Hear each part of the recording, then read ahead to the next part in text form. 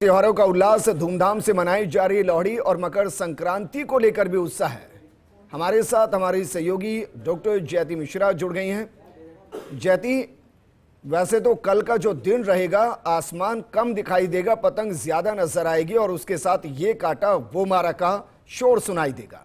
लेकिन मैं थोड़ा चिंताजनक इसलिए हूं क्योंकि 5 बज रहे हैं और पक्षी अपने घरों की तरफ जाते हैं। उस बीच अमूमन पतंगबाजी बंद रहती है, लेकिन फिर भी वहां से तस्वीरें जरा दिखाइए किस तरीके से इस त्योहार को सेलिब्रेट करने की तैयारी हो रही है।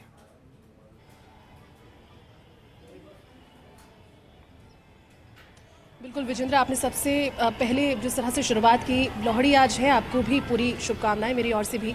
लेकिन जिस तरह से मकर संक्रांति और खासतौर पर जयपुर शहर की मकर संक्रांति इतनी ज़्यादा उल्लास और ऊर्जा के साथ मनाई जाती है, सुबह से लेकर के शाम तक और देर रात तक, इतने बड़ी तादाद में लोगों की उपस्थिति अपनी अपनी छतों पर होती है। खासतौर पर जयपुर में भी जो परकोटे की मकर संक्रांति है, उसकी जब तस्वीरें सामने आती है तो हर कोई सोचता है कि परकोटे में जाकर, जयपुर शहर में जाकर इस बार पतंग उत्सव मनाएं।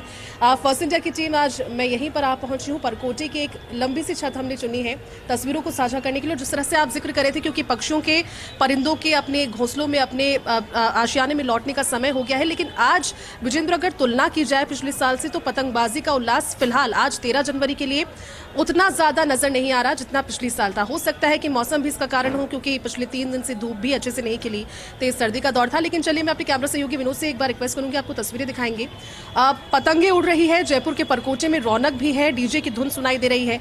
शाम का समय है, यानी कि अब थोड़ी देर के बाद जब अंधेरा हो जाएगा, उसके बाद में लालटेन उड़ाने का या फिर आतिशबाजी का दौर शुरू होगा। लेकिन आज की वो तस्वीरें पतंगबाजी की नज़र इस समय जो परकोटे आ रही है, वो बता रही है कि लोग कहीं ना कहीं सर्दी से भी अपने अपने घरों में दुबके हुए नजर आ रहे हैं। दूसरी ओर एक शौक जो है, जो क्रेज़ है पतंगबाजी का, वो भी किसी किसी छत पर नजर आ रहा है। एक छत पर बहुत से युवाओं की टोली, कह सकते हैं दोस्तों की टोली, छोटे बच्चे यहाँ पर पतंगबाजी करते हुए नजर आ रहे हैं। खासतौर पर जिस तरह से आपने जिक्र भी किया था कि वो काटा वो मारा, एक तरीके का कंपटीशन हो जाता है पतंगबाजी का। छतों पर लोग बैठे हैं, अपने परिवार के साथ समय व्यतीत करें। और सबसे खास बात है, क्योंकि जो छोटे बच्चे हैं उनके लिए कक्षा 1 से 8वीं तक के बच्चों के लिए आज की छुट्टी भी घोषित की थी जिला कलेक्टर की ओर से, और प्रशासन ने जब ये सहूलियत दी, अब कल और आज इन दोनों की छुट्टियों की सहूलियत के तौर पर बच्चों के लिए अब पतंगबाजी और ज्यादा उल्लास वाली नजर आ रही है। सनसेट का समय हो गया है और जयपुर की छतों पर, जयपुर के परकोटे की छतों पर लोगों की भीड़ जुटने का सिलसिला, लोगों के पहुंचने का सिलसिला, सर्दी के खान पान का सिलसिला, क्योंकि लोहड़ी का पर्व भी है। लोग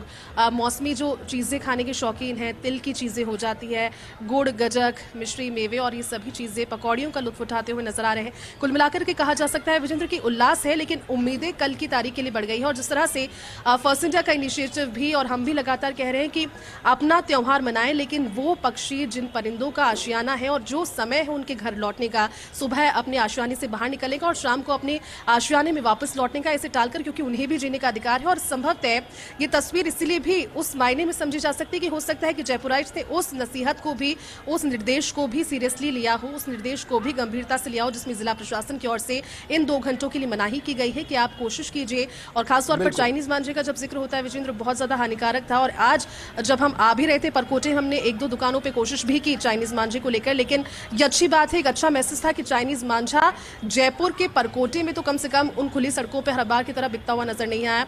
दुकानदार भी इस चीज को लेकर अवेयर है कि नहीं, ये हानिकारक है और ये आप कह सकते हैं कि जश्न में खलल डालने वाली एक चीज है, लोगों के लिए कई बार जानलेवा साबित हुआ है। इसलिए चाइनीज मांझे से तो जयपुर शहर ने दूरी बना ली है, ये एक अच्छी बात। और खासतौर पर ये इनिशिएटिव, जिसमें परिंदों के लिए वो सारी संस्थाएं जो काम कर रही है, उन सारे हेल्पलाइंस नंबर को भी जारी किया जाना प्रशासन की ओर से। अब हर एक युवा के पास में अपने मोबाइल फोन के जरिए वो एक सहूलियत है जिसमें घायल परिंदों को पहुंचा पाए। कुल मिलाकर के अगर पतंगबाजी की बात करें तो उल्लास है, ये जयपुर शहर का उल्लास बताता है कि जयपुर से बाहर भी जो लोग ये तस्वीर देखते हैं विजेंद्र, वो जयपुर आना चाहते हैं। आज का दिन और है, कल जब पहुंचेंगे तो जयपुर शहर की शायद ही कोई परकोटे की छत होगी या फिर बाहर भी कोई ऐसी छत होगी जो बच पाएगी। एक अच्छा मौका होता है परिवार के साथ जुटने का, अच्छे खान पान का। कल तो सड़कें और खुले मैदान भी नहीं बचेंगे, वहां पर भी आपको सैकड़ों की संख्या में नजर आएंगे पतंगबाज, और वो एक अलग तरीके का जुनून होता है। लेकिन आपने 2 चीजें अच्छी कही, अगर इस वक्त पतंग नहीं उड़ रही है, ना के बराबर है, तो ये अवेयरनेस है। अगर चाइनीज मांझे का इस्तेमाल नहीं है तो ये अवेयरनेस है, और इसमें मीडिया की भी एक बड़ी भूमिका है जो हर साल जागरूक करता है। लेकिन शायद लोगों के जहन में अब ये बैठ गया है कि भाई पतंगबाजी कोई जंग थोड़ी ना है जिसमें परिंदों के पर भी काट दिए जाएं। ये तो जुनून है एक दूसरे के साथ वक्त बिताने का। तो आपने तस्वीरें तो दिखाई, लेकिन क्या पकवान जो कल हमें हर छत पर नजर आएंगे, आज वो पकवान भी आपको दिखाई दे रहे हैं कहीं?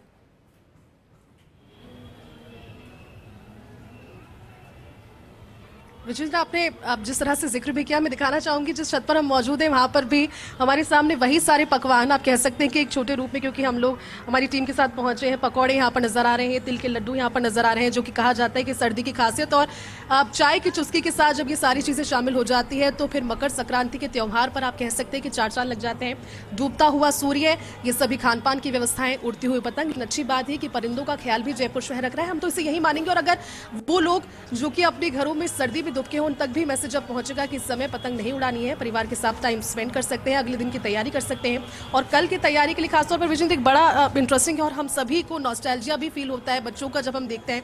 मैं जब आ रही थी तो मैंने कुछ बच्चों को देखा, वो अभी से कल की तैयारी कर रहे हैं। वो रात भर बैठकर अपनी पतंगों में तंग बांधेंगे, तंग डालेंगे और सुबह की तैयारी करेंगे। लेकिन सबसे खास बात कि जयपुर ट्रैफिक पुलिस भी आज आते वक्त जब परकोटे में हम एंटर कर रहे थे, उन बच्चों को पकड़कर नसीहत दे रही थी, जो बच्चे पतंग लूटने के लिए रास्तों में भागते हैं और कई बार दुर्घटना का शिकार होते हैं। तो कुल मिलाकर के ओवरऑल अगर कहा जाए तो खुशियों का त्योहार है, उत्साह का त्योहार है, उल्लास का त्योहार है। लेकिन किसी तरह से किसी की जिंदगी में ये दिन काला दिन साबित ना हो, इसके लिए सेल्फ अवेयरनेस और साथ ही साथ प्रशासन की जागरूकता भी भली भांति नजर आ रही है। जयती, क्योंकि आप पहुंचे, आप पक्षी प्रेमी भी हैं अपने आप में, जरा बताइए, फिर भी बहुत जागरूकता है, लेकिन हम फिर भी मानकर चल रहे हैं कि घटनाएं घटती हैं। तो आपने तस्वीरें या कुछ ऐसे व्यवस्थाएं अभी से देखी हैं कि भाई अगर मानिए कोई पक्षी इंजर्ड हो जाता है, शिकार हो जाता है, तो उसको नियर बाय व्यवस्था हो जाए? और क्या प्रशासन की तरफ से कोई हेल्पलाइन भी है कि भाई यहाँ हमने सेंटर लगाए हुए हैं, आप इस नंबर पर कॉल कीजिएगा, आ जाएंगे आपके पास, पक्षी को ले जाएंगे?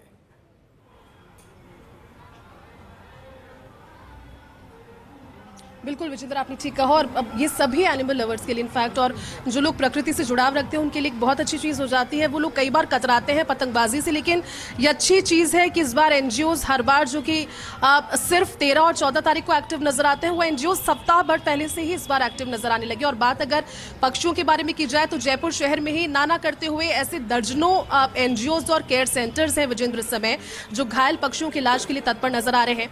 अगर मालवीय नगर और टोंक रोड का इलाका आप देखेंगे, मानसरोवर का इलाका अगर आप देखेंगे, तो WTP के आसपास से जब हम चलते हैं, टोंक रोड की तरफ निकलता हुआ रास्ता, छोटे छोटे शेल्टर्स आपको बने हुए नजर आएंगे। एक दो के नाम भी बता देती हूँ। रक्षा एनजीओ है, जो रक्षा बर्ड सेंटर है, वो खासतौर पर इसी चीज के लिए डेडिकेटेड है, जिसमें वो इंजर्ड बर्ड्स को ना सिर्फ मकर संक्रांति और इन त्योहारों पर बल्कि साल भर प्रोटेक्ट करने के लिए आप कोई बीमार पक्षी उनके पास लेकर जा सकते हैं, आप घायल अवस्था में कोई पक्षी उनके पास ले जा सकते हैं। वो मेक श्योर करते हैं कि उसको ट्रीट करें और जितनी उसकी जिंदगी है वो अच्छे से गुजारे। आप कई दर्जन संस्थाएं हैं विजेंद्र जो काम कर रही है, कई सारे ऐसे भामाशाह हैं जो खासतौर पर इस इनिशिएटिव के लिए आगे आए हैं। मीडिया का रोल है, मीडिया भी लगातार इस चीज को लेकर के अवेयरनेस फैलाने की कोशिश कर रही है कि सिर्फ 2 घंटे की बात है, सुबह का ये समय और शाम का ये समय, जिसमें अमूमन हर समय हम देखते हैं कि पक्षियों की एक टोली अपने घरों पर बैठती है, अपनी आशियाने की तरफ गुजरती है। जी बिल्कुल जयती, शुक्रिया हमारे साथ जुड़ने के लिए, तस्वीरें वहां से दिखाने के लिए। लेकिन जिस तरीके की मनमोहक तस्वीरें आपने दिखाई, हम बस यही कहेंगे कि अपनी मौज मस्ती में किसी की जिंदगी खराब ना हो, बस इसका ख्याल रखिएगा।